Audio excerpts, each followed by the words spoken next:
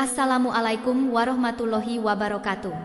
Sobat, gimana kabarnya hari ini? Semoga kita semua selalu diberikan kesehatan, keberkahan, dan rezeki yang melimpah. Sebelum kita mulai kisahnya, silahkan sobat tulis asal daerah masing-masing agar kita bisa saling kenal. Mari kita mulai kisahnya. Di sudut perempatan jalan di kota Purwodadi, seorang lelaki tua duduk di trotoar dengan sehelai kain lusuh di depannya, tempat ia menata dagangannya yang sederhana. Namanya Pak Rashid, seorang pria berusia lebih dari 70 tahun dengan tubuh kurus dan kulit yang penuh kerutan. Dengan tangan gemetar, ia merapikan beberapa bungkus permen, tisu, dan botol air mineral, barang-barang yang selalu ia jajakan kepada para pengendara yang melintas.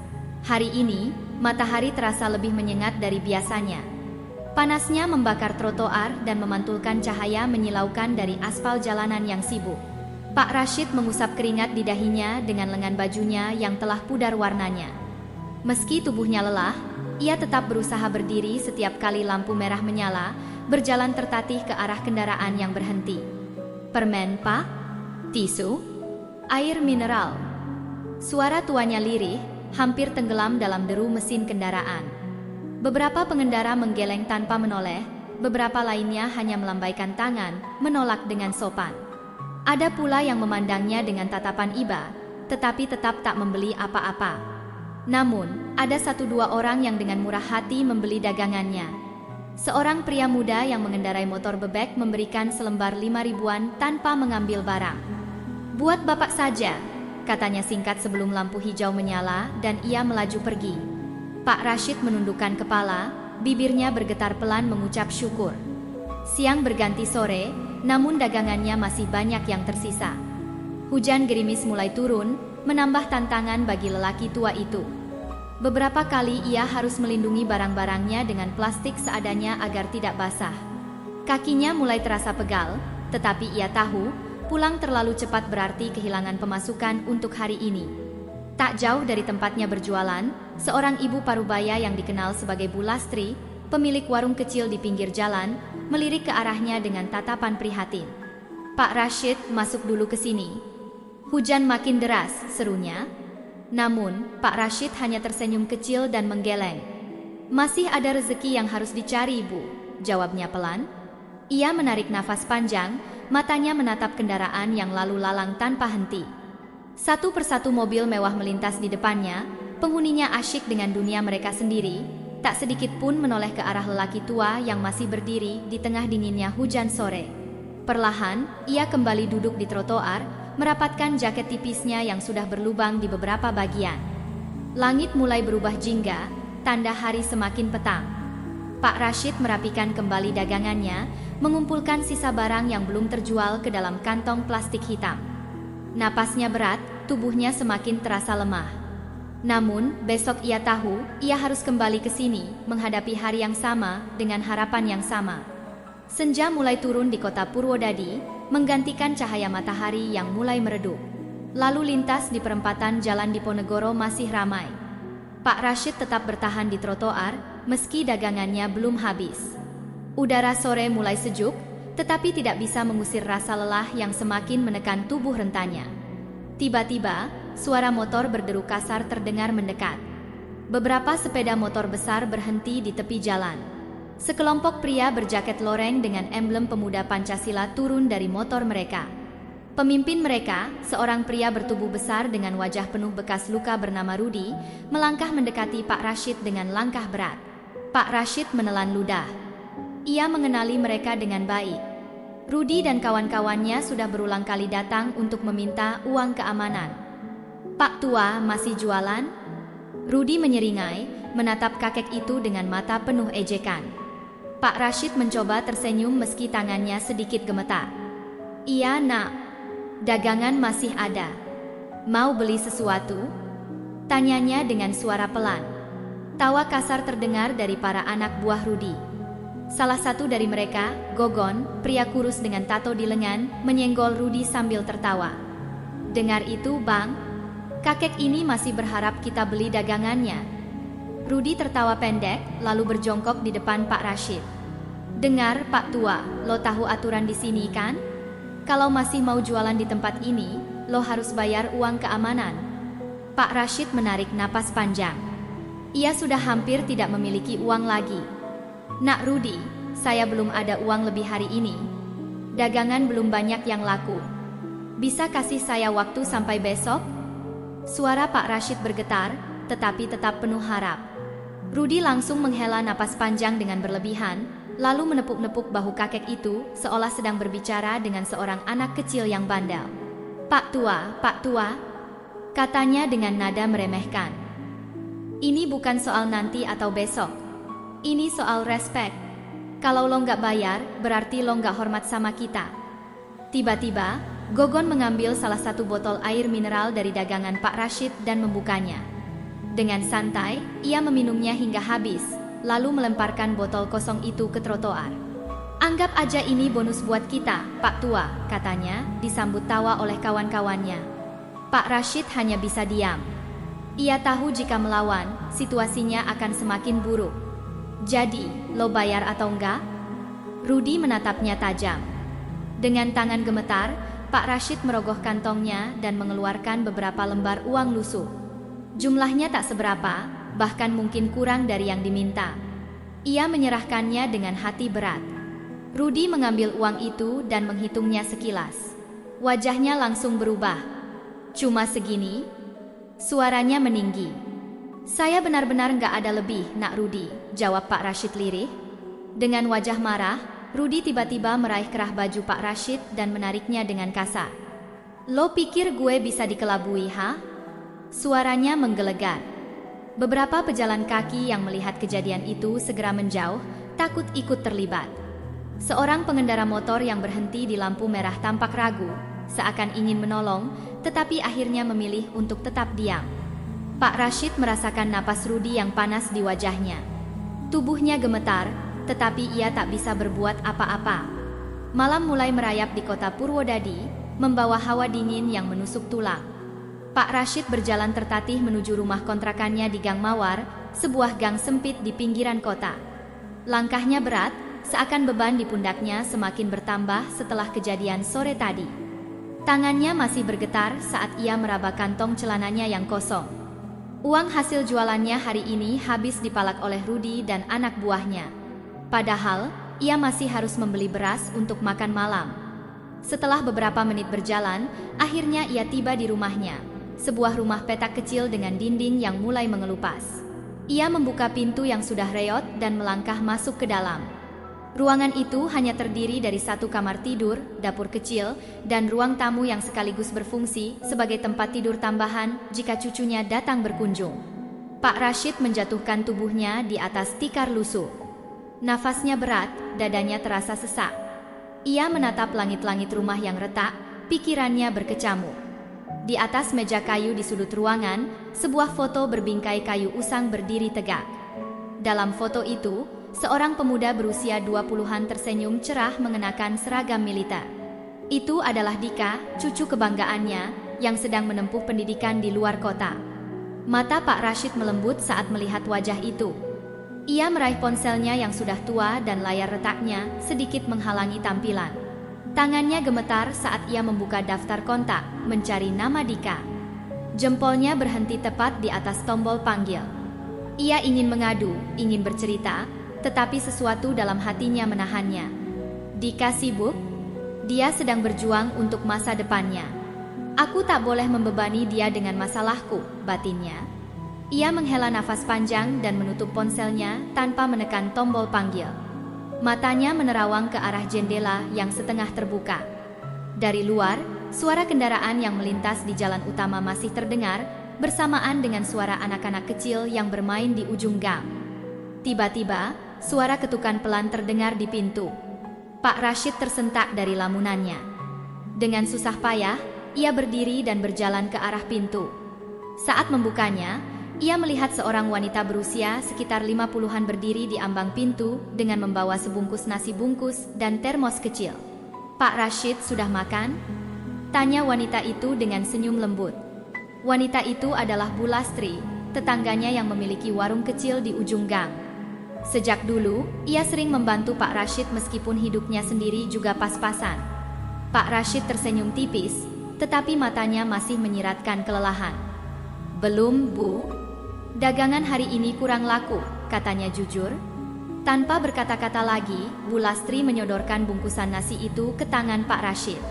"Saya ada lebih malam ini, Pak. Saya tahu Bapak pasti belum makan." Pak Rashid hendak menolak, tetapi perutnya yang berbunyi membuatnya sadar bahwa ia benar-benar butuh makanan. Dengan hati penuh syukur, ia menerima bungkusan itu. "Terima kasih, Bu Lastri. Saya tidak tahu harus bilang apa." "Sudah, Pak. Makan saja dulu. Yang penting Bapak sehat," jawab Bu Lastri sambil tersenyum. Setelah Bu Lastri pamit dan kembali ke rumahnya, Pak Rashid duduk kembali di tikar. Ia membuka bungkusan itu perlahan. Aroma nasi hangat dan lauk sederhana langsung menyeruak ke udara, membuat air liurnya menetes. Dengan tangan yang masih gemetar karena kelelahan, ia menyuapkan makanan ke mulutnya. Setiap gigitan terasa seperti berkah. Malam semakin larut. Angin berhembus pelan melalui celah jendela. Pak Rashid selesai makan, lalu merebahkan tubuhnya ke atas tikar. Matanya mulai terasa berat. Ia menatap ponselnya sekali lagi sebelum akhirnya memejamkan mata. Pagi itu, langit di kota Purwodadi terlihat mendung. Awan kelabu menggantung rendah, seakan mencerminkan beban yang dipikul oleh seorang lelaki tua yang baru saja keluar dari rumah petaknya di Gang Mawar. Pak Rashid melangkah perlahan ke jalan utama, menggenggam kantong plastik berisi dagangannya yang masih tersisa dari kemarin. Kakinya terasa lebih berat dari biasanya. Mungkin karena pikirannya masih dipenuhi kejadian kemarin. Rasa sakit di tubuhnya akibat perlakuan kasar Rudi dan anak buahnya masih terasa, tetapi bukan itu yang paling menyakitkan, melainkan rasa tak berdaya yang menghimpit hatinya. Sementara itu, di terminal bus Purwodadi, sebuah kendaraan antar kota baru saja berhenti. Dari dalamnya, seorang pemuda bertubuh tegap turun, mengenakan jaket hitam yang sedikit lusuh karena perjalanan panjang. Wajahnya tegas, matanya tajam, tetapi ada sedikit kerinduan dalam tatapannya. Pemuda itu adalah Dika, cucu Pak Rashid. Tanpa membuang waktu, Dika segera melangkah keluar dari terminal. Tangannya menggenggam erat ranselnya yang diselempangkan di satu bahu. Ia sudah lama tidak pulang, dan kunjungannya kali ini mendadak. Seharusnya ia masih berada di luar kota untuk menyelesaikan urusan pekerjaannya, tetapi ada sesuatu yang mengganggu pikirannya sejak semalam. Sepanjang perjalanan, Dika mencoba menghubungi kakeknya beberapa kali, tetapi tak ada jawaban. Ia mulai merasa gelisah. Tak lama kemudian, ia tiba di gang kecil tempat rumah kakeknya berada.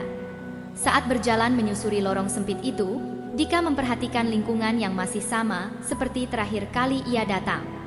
Beberapa anak kecil berlarian tanpa alas kaki. Suara ibu-ibu bercakap-cakap di warung kecil milik Bu Lastri terdengar samar.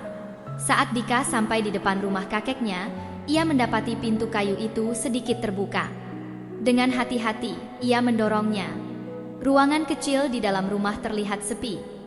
Hanya ada tikar lusuh tergelar di lantai, meja kecil dengan satu kursi reot, dan satu lemari tua di sudut ruangan. Mata Dika langsung tertuju pada satu benda yang terpajang di meja kecil. Sebuah foto berbingkai kayu, foto dirinya bersama sang kakek beberapa tahun lalu. Ia merasakan sesuatu yang menyesak di dadanya. Sudah terlalu lama ia tidak pulang. Saat Dika hendak melangkah masuk, tiba-tiba suara langkah pelan terdengar dari luar. Ia berbalik. Di ambang pintu, berdiri seorang lelaki tua dengan tubuh ringkih dan wajah yang lebih tirus dari yang ia ingat. Pak Rashid terkejut melihat sosok di hadapannya. Sejenak, ia mengira sedang berhalusinasi. "Dika?" Suaranya bergetar. Dika segera mendekat, tangannya meraih bahu kakeknya dengan penuh kekhawatiran. "Kek, kenapa kakek terlihat lebih kurus? Apa kakek baik-baik saja?" Tanyanya, nada suaranya penuh kecemasan. Pak Rashid tersenyum kecil, tetapi sorot matanya menyiratkan kelelahan yang mendalam. "Kakek baik-baik saja, Nak. Kakek hanya sedikit lelah," jawabnya dengan suara lirih. Dika mengernyit. Ia melihat sesuatu yang aneh dalam ekspresi kakeknya, sesuatu yang disembunyikan. Tatapan mata yang lelah itu bukan hanya karena faktor usia. Ada sesuatu yang lebih dari sekadar kelelahan fisik. Ia menatap sekeliling rumah kecil itu. Tidak ada persediaan makanan, tidak ada tanda-tanda kehidupan yang nyaman. Perabotan yang semakin usang, baju-baju lusuh yang tergantung di sudut ruangan, dan yang paling mencolok, wajah kakeknya yang penuh kesedihan. "Kek, apa yang sebenarnya terjadi di sini?" Dika bertanya dengan nada lebih serius. Pak Rashid terdiam. Ia menatap cucunya, ragu apakah harus menceritakan semuanya. Dalam diam yang menggantung di antara mereka, terdengar suara rintik hujan mulai turun di luar rumah. Langit kota Purwodadi masih kelabu saat Dika duduk bersandar di dinding rumah kecil kakeknya. Hujan yang turun sejak sore tadi telah mereda, menyisakan tanah yang masih lembab dan udara dingin yang menusuk.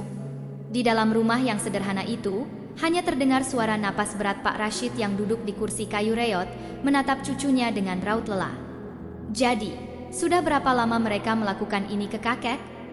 Suara Dika terdengar tenang, tapi ada ketegangan yang tak bisa disembunyikan di dalamnya.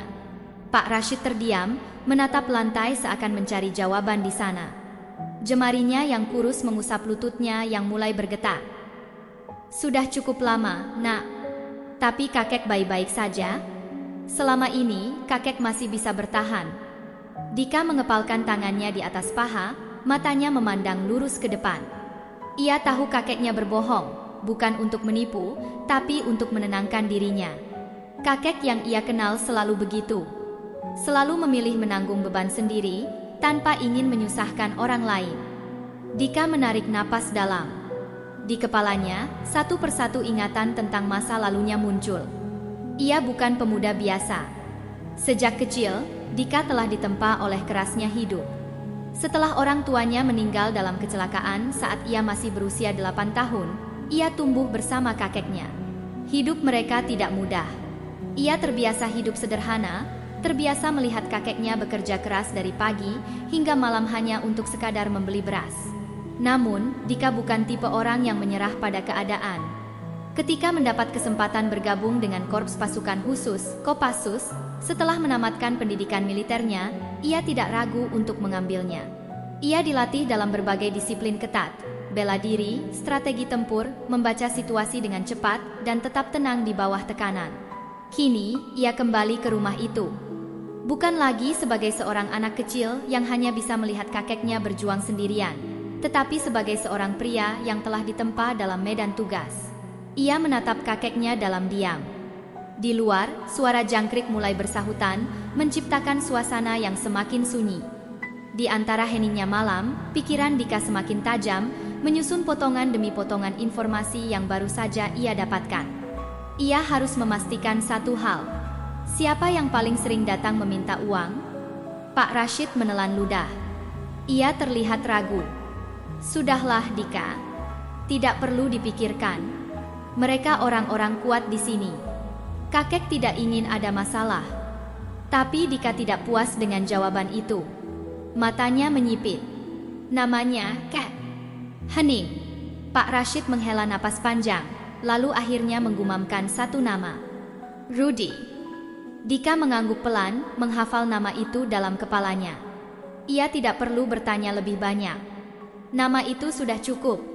Dalam pikirannya, ia mulai merancang langkah berikutnya. Tetapi untuk saat ini, ia memilih tetap diam, membiarkan kakeknya beristirahat. Di luar, angin malam bertiup perlahan, membawa udara dingin yang masuk melalui celah-celah jendela kayu rumah kecil itu. Malam di kota Purwodadi semakin larut. Udara dingin menusuk setiap sudut gang kecil tempat Pak Rashid tinggal. Lampu-lampu jalan mulai meredup, meninggalkan bayangan panjang di trotoar yang basah setelah hujan sore tadi. Dika duduk di depan rumah kecil kakeknya, matanya menatap lurus ke jalanan sempit yang sepi. Tangannya menggenggam ponselnya erat. Layar menampilkan beberapa nama yang baru saja ia cari. Nama yang tadi disebut kakeknya, Rudy, muncul dalam beberapa diskusi forum lokal, dikenal sebagai preman yang sering menekan pedagang kecil. Ia membaca beberapa komentar di forum itu. Rudy dan gengnya sering memeras para pedagang di pasar induk Purwodadi. Hati-hati kalau berurusan dengan Rudy, banyak orang takut padanya. Dika menyeringai kecil. Ketakutan yang ditanamkan Rudy di tempat ini begitu besar, tetapi tidak baginya. Ia merapikan jaketnya, berdiri, lalu melangkah keluar dari gang kecil itu. Dika berjalan santai menyusuri jalan Diponegoro, tempat di mana kakeknya biasa berjualan. Malam ini, jalanan sudah lebih sepi, hanya ada beberapa orang yang masih berkumpul di warung kopi pinggir jalan. Ia mengambil tempat duduk di warung itu, memesan segelas kopi hitam. Pemilik warung, seorang pria tua bernama Pak Slamet, menyuguhkan kopi itu dengan senyum ramah. "Baru di sini, nak?" tanyanya. Dika mengangguk. "Hanya mampir, Pak. Saya dengar tempat ini cukup ramai siang hari." Pak Slamet tertawa kecil. "Kalau siang, tempat ini bukan cuma ramai, tapi penuh urusan orang-orang besar." Dika mengaduk kopinya perlahan. "Orang-orang besar seperti siapa?" tanyanya dengan nada santai. Pak Slamet mengusap dagunya. Matanya berkeliling, memastikan tak ada orang lain yang mendengar. "Kau tahu Rudi? Dia sering di sini. Banyak orang takut padanya." Dika mengangkat alis. "Kenapa orang-orang takut?" Pak Slamet menunduk, suaranya lebih pelan. "Dia dan anak buahnya memeras banyak pedagang. Siapa yang tidak bayar, dagangannya rusak. Kalau melawan, bisa dihajar. Polisi pun sepertinya malas berurusan dengan mereka." Dika tersenyum kecil, menyesap kopinya. "Begitu ya?" Ia melirik ke sudut jalan. Tak jauh dari situ, ada beberapa pria berkumpul. Salah satu dari mereka mengenakan jaket hitam dengan emblem pemuda Pancasila di lengannya. Gogon, anak buah Rudi yang tadi disebut oleh kakeknya. Dika berdiri dari kursinya, meninggalkan beberapa lembar uang di meja warung sebelum berjalan perlahan ke arah pria itu. Ketika ia sampai cukup dekat, tatapannya langsung bertemu dengan Gogon. Sejenak, keheningan menggantung di udara. Dika tidak mengatakan apapun. Ia hanya berdiri di sana, menatap pria itu dengan mata tajam yang kosong. Gogon mengerutkan alis. "Kenapa lo lihat-lihat, ha?" Suaranya kasar. Dika tetap diam. Salah satu anak buah Gogon berdiri, melangkah ke depan dengan wajah tidak sabar.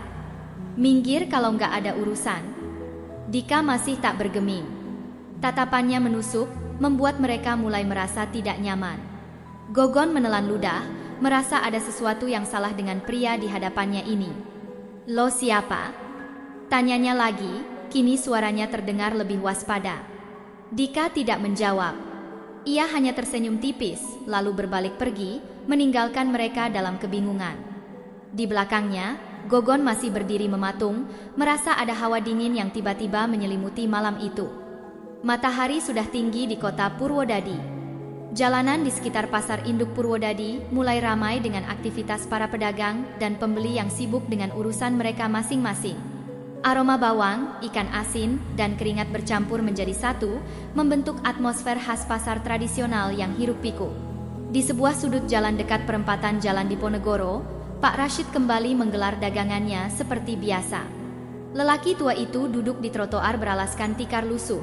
Di sampingnya tersusun beberapa botol air mineral, permen, dan tisu yang ia jajakan dengan harapan bisa mendapatkan rezeki untuk hari ini.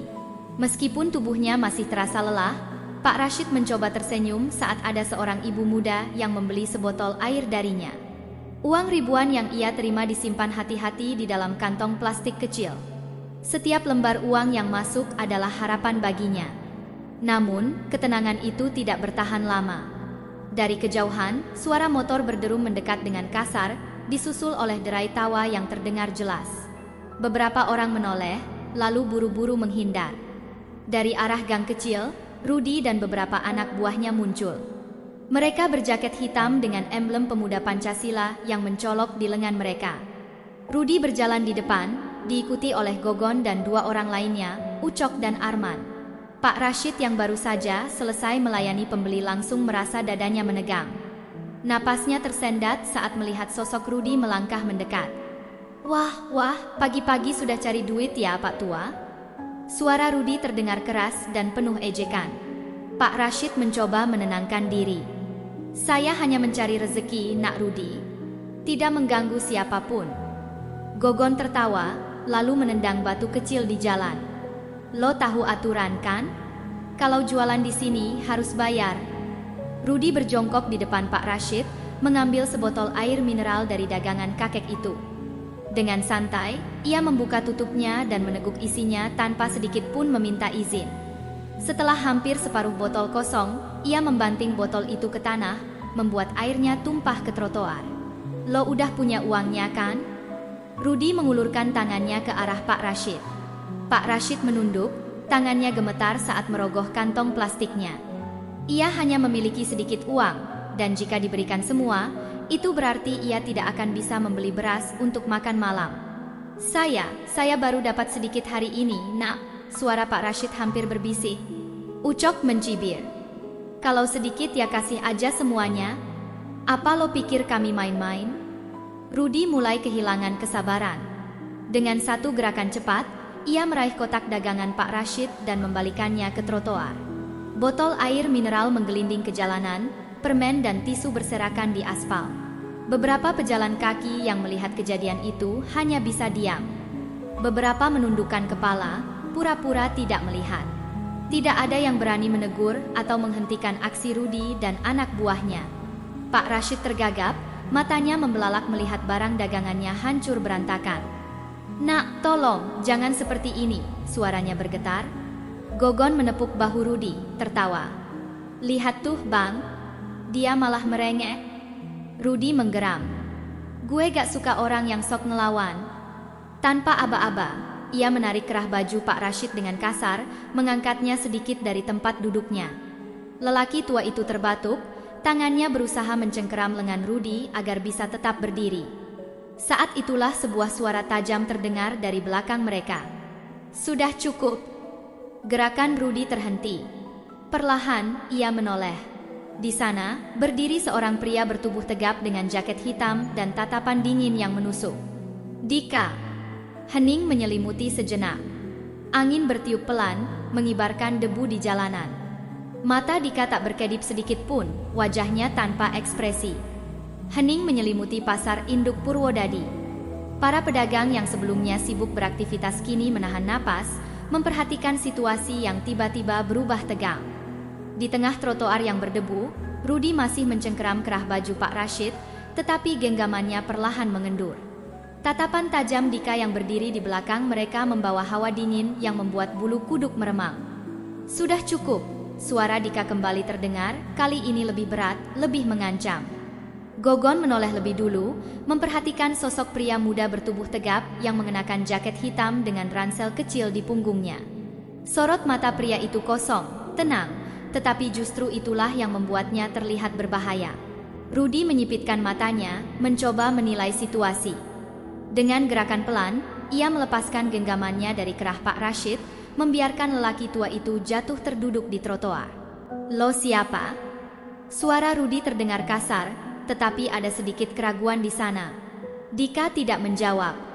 Ia hanya melangkah maju, mendekati mereka dengan langkah mantap.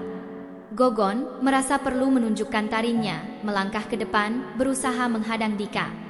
Dengar bang, kalau lo bukan urusan kita, mending cabut sebelum urusan jadi panjang. Dika tetap tidak merespons. Matanya sekilas melirik Pak Rashid yang masih duduk di tanah, tangannya bergetar menahan ketakutan. Kemarahan di dalam dirinya semakin membara. Ucok, salah satu anak buah Rudy, mulai kehilangan kesabaran. Sombong amat nih orang, katanya sebelum melangkah cepat dan mencoba menarik kerah jaket Dika. Tapi sebelum tangannya menyentuh kain itu, Dika bergerak. Dalam satu gerakan cepat, tangannya menangkap pergelangan Ucok, memutarnya ke belakang dengan kasar. Ucok berteriak kesakitan sebelum tubuhnya dibanting ke tanah dengan keras. Orang-orang di sekitar tersentak. Beberapa pedagang yang awalnya hanya menonton dari kejauhan kini mulai berani mendekat, ingin melihat lebih jelas. Gogon langsung melangkah maju, mencoba menyerang dengan pukulan keras ke arah kepala Dika.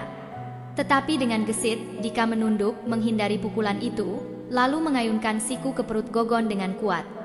Gogon terhuyung mundur, terbatuk sambil memegangi perutnya. Rudy mulai menyadari ada yang tidak beres. Ia melangkah mundur, tetapi Dika sudah lebih dulu bergerak ke arahnya. Lo yang namanya Rudy kan? Suara Dika rendah, tetapi tajam seperti pisau. Rudy tidak menjawab. Ia mencoba menarik pisau kecil dari balik jaketnya, tetapi Dika lebih cepat. Dalam satu gerakan, Dika menangkap pergelangan tangannya, lalu menekannya ke belakang hingga pisau itu jatuh ke tanah. Dengan satu gerakan keras, Dika menendang lutut Rudi, membuat pria besar itu jatuh berlutut. Napasnya memburu, wajahnya penuh keringat. Ucok dan Gogon masih tergeletak kesakitan di tanah. Arman, satu-satunya yang belum bertindak, menelan ludah dan perlahan melangkah mundur, memilih tidak ikut campur. Dika mendekatkan wajahnya ke Rudi yang kini terlihat pucat. "Jangan sentuh kakek gue lagi," suaranya nyaris berbisik, tetapi cukup untuk membuat Rudi merasakan teror yang belum pernah ia alami sebelumnya. Orang-orang mulai berbisik. Beberapa pedagang mengangkat ponsel mereka, merekam kejadian ini. Rudi tidak bisa berkata apa-apa. Tubuhnya gemetar, napasnya masih terengah-engah. Suasana di pasar induk Purwodadi masih tegang setelah insiden yang baru saja terjadi. Para pedagang yang sebelumnya takut kini mulai berani mendekat. Beberapa di antara mereka berbisik-bisik, sementara yang lain hanya menatap dengan wajah penuh keterkejutan. Di tengah trotoar yang berdebu, Rudi masih terkapar di tanah, wajahnya babak belur. Napasnya tersengal, sementara tubuhnya bergetar karena rasa sakit dan ketakutan yang baru saja ia alami. Gogon, Ucok, dan Arman juga tergeletak tak berdaya, meringis kesakitan setelah dihajar habis-habisan oleh Dika. Beberapa pedagang yang selama ini menjadi korban pemerasan mulai saling pandang. Wajah mereka yang tadinya dipenuhi ketakutan kini perlahan berubah. Ada sesuatu yang berbeda dalam sorot mata mereka, sebuah keberanian yang baru saja tumbuh. Tak lama kemudian, suara sirene terdengar mendekat. 2 mobil patroli polisi memasuki area pasar, berhenti di pinggir jalan. Sejumlah petugas berseragam turun dengan langkah cepat. Dari dalam salah satu mobil, seorang pria berseragam dengan tanda pangkat Ajun Komisaris Polisi, AKP, keluar. Wajahnya berwibawa, tetapi terlihat sedikit lelah. Namanya AKP Joko Santoso, Kepala Unit Kriminal di Polsek Purwodadi. Dengan tatapan tajam, AKP Joko menilai situasi di depannya. Ia melihat beberapa pria berjaket pemuda Pancasila tergeletak di tanah, wajah mereka lebam. Kemudian, matanya tertuju pada Dika yang berdiri tegap di tengah kerumunan. "Apa yang terjadi di sini?" Suara AKP Joko tegas. Beberapa pedagang mulai berbicara, tetapi suara mereka bertumpuk-tumpuk. AKP Joko mengangkat tangan, memberi isyarat agar mereka tenang. Dari antara kerumunan, seorang pria paruh baya melangkah maju. "Pak Slamet, pemilik warung di dekat perempatan, berbicara lantang. Pak Polisi, mereka ini preman yang sudah lama memeras kami. Mereka selalu meminta uang dari pedagang kecil, kalau tidak dikasih, mereka mengancam." Beberapa pedagang lain mulai ikut bersuara. "Benar, Pak. Mereka sering memukul orang, membalikkan dagangan, bahkan mengancam keluarga kami." AKP Joko mendengarkan dengan wajah serius. Ia kemudian mengalihkan tatapannya ke Rudi yang masih terduduk lemah di tanah. "Rudi, ini bukan pertama kali saya dengar nama kamu," katanya dengan nada dingin. "Sudah berapa kali kami kasih peringatan? Sekarang kau berakhir seperti ini, masih mau beralasan?" Rudi terbatuk pelan, tetapi tidak berani menjawab. AKP Joko menghela napas panjang sebelum memberi isyarat kepada anak buahnya. "Angkut mereka ke kantor." 2 polisi segera menangkap Rudi dan kawan-kawannya yang masih bisa berdiri, sementara yang lain membantu mengangkat mereka yang sudah tak mampu berjalan. Ketika Rudi melewati Dika, ia sempat menoleh dengan tatapan penuh kebencian. Namun, tatapan itu langsung menghilang saat Dika menatapnya balik dengan mata dingin. Sementara itu, beberapa polisi lain mengumpulkan keterangan dari para pedagang. Mereka mencatat berbagai laporan yang masuk, termasuk saksi-saksi yang bersedia bersuara. Pak Rashid yang sejak tadi duduk lemas di trotoar berusaha berdiri. Dika segera menghampiri dan membantunya berdiri. AKP Joko memperhatikan interaksi itu dengan penuh minat. Ia menatap Dika dengan mata menyelidik. "Kamu siapa?" tanyanya akhirnya. Dika menatap polisi itu tanpa ragu. "Saya cucu Pak Rashid." AKP Joko mengangguk pelan, seolah sudah menduga sesuatu. Tak lama kemudian, setelah semua preman dibawa pergi, para pedagang akhirnya bisa bernapas lega. Seorang ibu penjual sayur berbisik pelan, "Akhirnya mereka ditangkap?" Beberapa pedagang menatap Dika dengan penuh rasa terima kasih, tetapi Dika tetap diam. Matanya hanya tertuju pada kakeknya, memastikan lelaki tua itu baik-baik saja. Matahari pagi mulai menyinari kota Purwodadi, memantulkan cahaya ke jalanan yang masih lengang. Angin sepau-sepau membawa aroma khas pagi hari, bau tanah basah dan asap tipis dari warung-warung yang baru saja membuka lapaknya. Di sudut perempatan jalan Diponegoro, seorang lelaki tua duduk di trotoar dengan tikar lusuhnya. Pak Rashid merapikan dagangannya dengan hati-hati. Beberapa botol air mineral tersusun rapi di samping permen dan tisu yang dijajakan. Tangannya yang sudah keriput menyentuh setiap barang dengan perlahan, seakan ingin memastikan semuanya dalam kondisi baik. Hari ini, tidak ada ketakutan. Tidak ada lagi bayangan hitam yang menghantui setiap langkahnya. Para pedagang lain yang juga sering berjualan di sekitar situ, menyapa Pak Rashid dengan lebih santai. Bu Lastri, wanita parubaya yang memiliki warung kecil di ujung jalan, melangkah mendekat dengan segelas teh hangat di tangannya.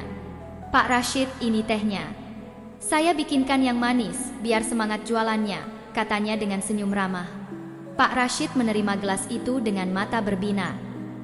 Wah, terima kasih, Bu. Saya benar-benar terbantu. Ia menyeruput tehnya perlahan.